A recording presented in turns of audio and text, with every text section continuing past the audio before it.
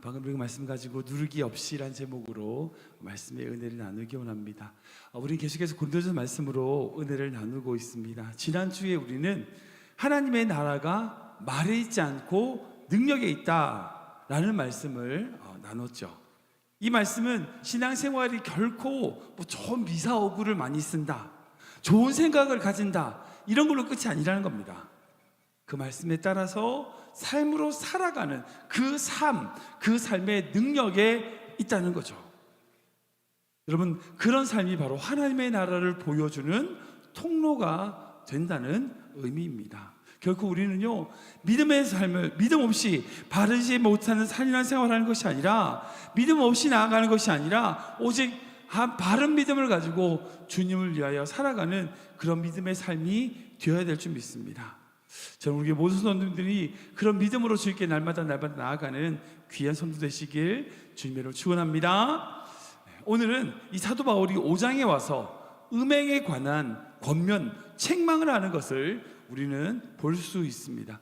당시 먼저 고린도 교회, 그 고린도라고 하는 도시의 상황을 좀 알 필요가 있어요. 그 고린도 도시는요, 성적으로 매우 음란한 도시였습니다. 항구 도시여서 타락한 도시였어요. 대표적으로 뭐가 있었냐? 그 고린도 중앙에는요, 아프로디테 신전이 있었습니다. 그리고 그 신전에는 약 1000여 명의 신전 창기라고 하죠, 여사제가 있었어요. 근데 그것은 뭘 하느냐?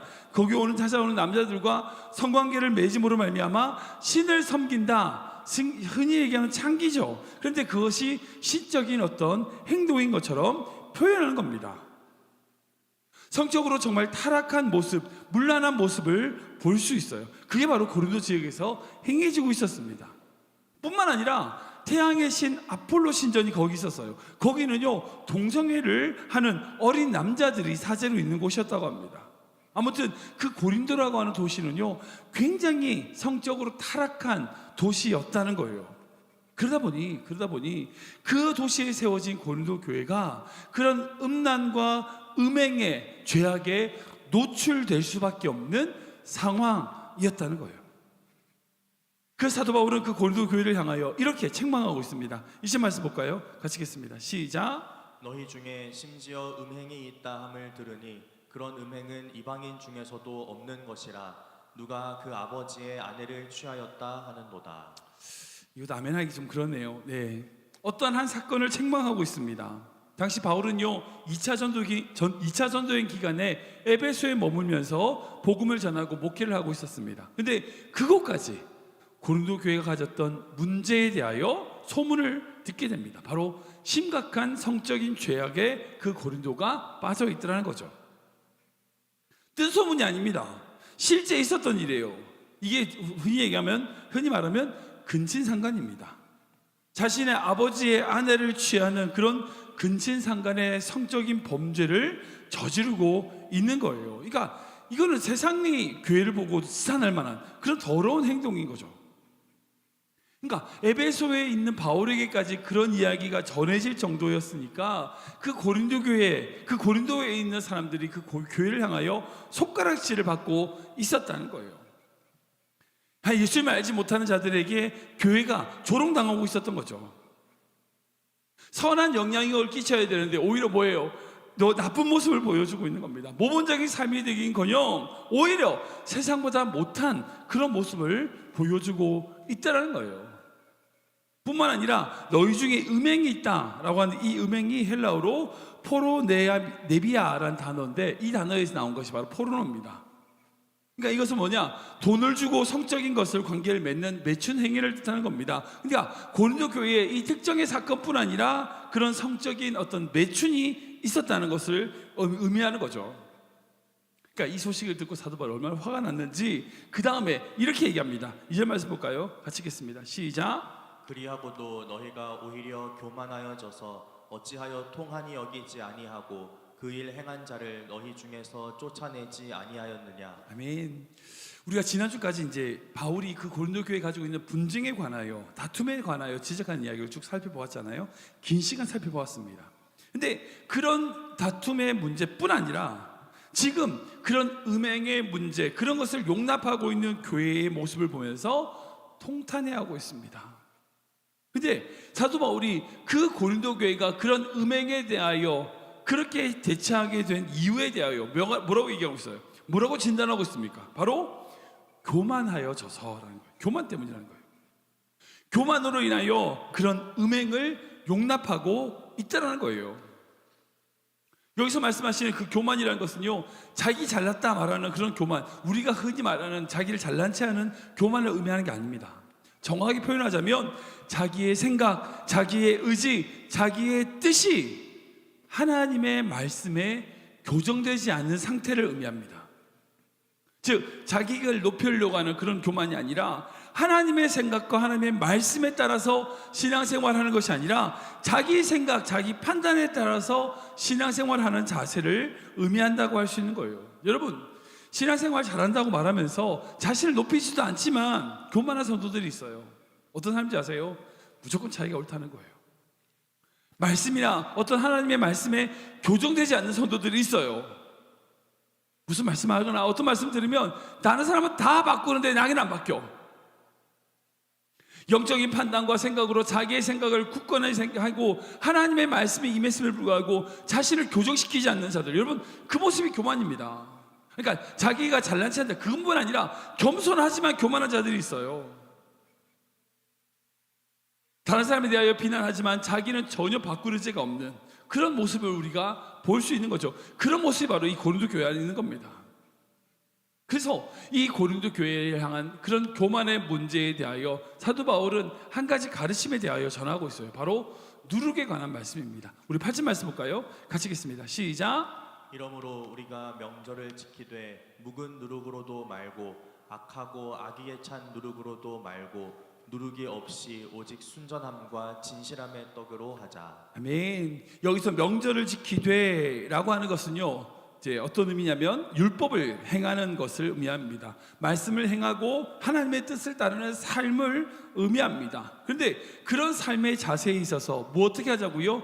묵은 누룩이 아니라 누룩 없이 순전함과 진실함으로 행해야 된다는 겁니다. 무슨 말씀인지 알겠죠? 교회 안에서 행하긴 행하지만 누룩을 가지고 행하는 자들이 있는 거예요. 자기의 고집으로 하는 자들이 있다는 거예요. 그런 것이 아니라 누룩 없이 순전함과 진실함으로 우리가 행해야 된다는 겁니다. 출애굽기 말씀 보면 이 누룩이 나오는 무교절이라는 절기가 어떻게 시작됐냐? 여러분들 다 아시겠지만 모세가 애굽에 10가지 재앙을 내리잖아요. 그때 제일 큰 마지막 재앙이었던 6월절 재앙이 있습니다. 그 뭐냐? 모든 장자, 첫 번째 아들, 첫 번째 난 것들이 다 죽는 그런 재앙이 애굽 땅에 내리게 됩니다. 그 6월절 재앙이 내리자 바로 왕이 이제 항복을 하고 이스라엘 백성들 놓아주죠. 그리고 이스라엘 백성들이 급하게 그렇게 애굽을 탈출하다 보니까 누룩 없는 빵, 누룩으로 가지고 부풀리지고 그런 시간이 없으니까 부풀리지 않는 그런 무교절, 그러니까 교가 누룩이거든요. 무교, 그러니까 누룩이 없는 빵을 들고 급하게 나온 거예요. 그 빵을 먹었어요. 그래서 그것을 기념하기 위하여 누룩이 없는 빵을 먹는 절기를 바로 무교절이라고 합니다.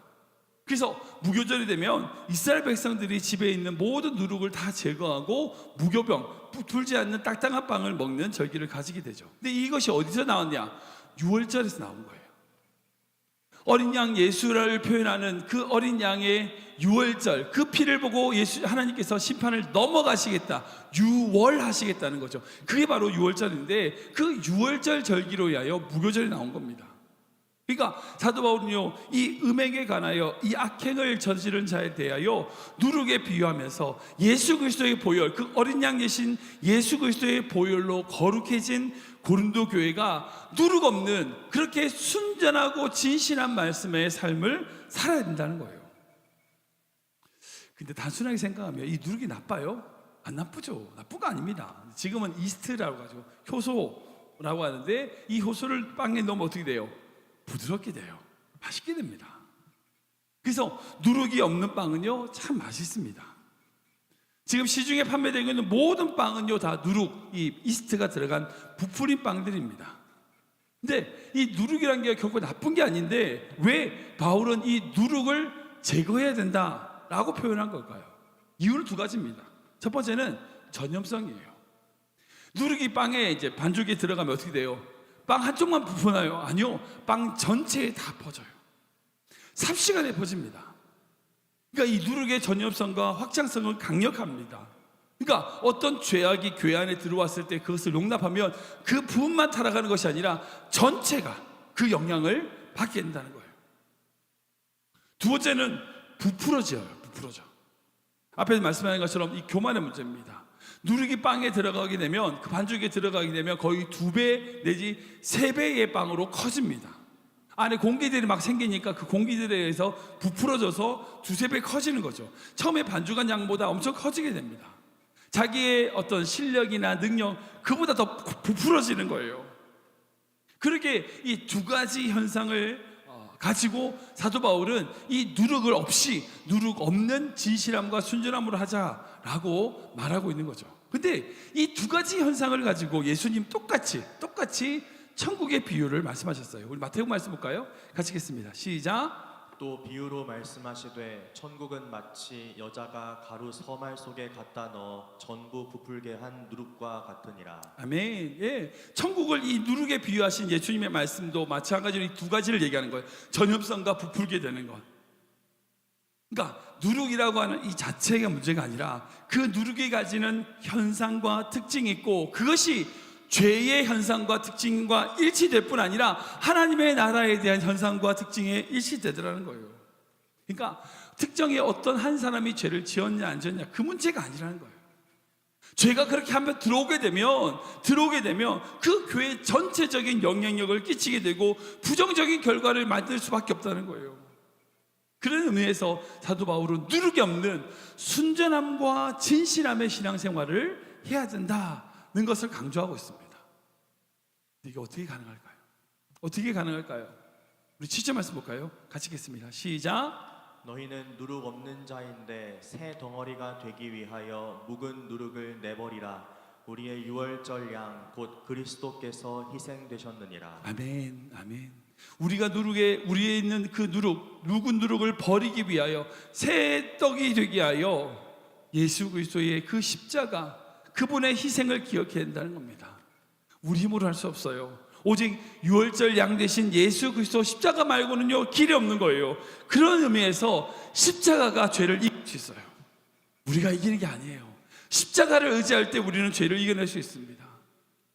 저는 모든 성도님들이 어떤 가식적인 교만한 그런 모습이 아니라 오직 십자가만을 의지함으로 순전함과 진실함, 그 모습으로 신앙생활하는 귀한 성도 되시길 주님으로 축원합니다. 아멘. 말씀을 정리하겠습니다. 사랑하는 성도 여러분, 우리는요 언제든 넘어질 수 있어요. 그죠? 여러분 다 그렇게 생각하셔야 돼요. 저도 마찬가지입니다. 우리는 언제든지 넘어질 수 있어요. 죄는요 누룩같이 소리 소문 없이 질주해요. 그게 죄의 특징입니다. 죄는요 그렇게 한 사람을 넘어뜨리고 나면 그냥 끝나나요? 아니요, 그렇지 않아요. 공동체 전체를 전염돼요. 전염돼요. 부풀게 하여 교만하게 합니다. 그러게 우리 날마다 깨어 있어야 되고 날마다 예수 그리스도의 십자가를 의지해야 됩니다. 그 보혈을 의지하고 말씀에 사로잡힌 삶을 살 때에 우리는 하나님이 기뻐하시는 공동체, 그런 신앙의 모습이 될 수 있는 겁니다. 혹시 우리 교회 안에 그렇게 막 퍼지게요, 누룩같이 퍼지고 부풀게 하는 죄가 있는 건 아닙니까? 사도 바울이 그 고린도 교회를 향하여 그 음행에 관하여 이렇게 책망하는 모습을 우리 교회도 말씀으로 잘 받아야 됩니다. 음행뿐 아니라 어떤 죄든지 간에 어떤 모습이든지 간에 바울이 지적한 이 부분을 기억하면서 우리 교회, 우리 교회 성도들의 삶에 적용시켜야 돼요. 여러분들 가정에 적용시켜야 돼요. 사단은요 지금도 끊임없이 우리 성도들의 삶과 가정과 교회를 무너뜨리기 위하여 소리 소문 없이 누룩과 같은 것들을 퍼뜨리고 있어요. 어떻게 해야 될까요? 영적인 파수꾼이 되어야 돼요. 여러분들이 먼저 여러분들이 깨어 있어야 됩니다. 가정의 파수꾼으로서 그 죄를 막아내는 자가 되어야 돼요. 그 누룩을 떨어뜨릴 자가 되어야 돼요. 교회 파수꾼이 돼서 더욱더 하나님의 말씀 붙들고 우리 교회 가운데, 공동체 가운데 들어오는 죄를 막아낼 수 있어야 돼요. 누룩 없이 오직 순전함과 진실함으로 하나님이 뜻이 원하는 것이 무엇인지를 고민하고 기도하고 살아가는 삶이 되어야 된다는 겁니다. 저는 우리 교회가 정말 누룩 없는, 부풀리거나 거짓된 것이 없는 순전함과 진실함으로 날마다 주님께 나아가는 귀한 믿음의 공동체 되기를 주님으로 기도합니다.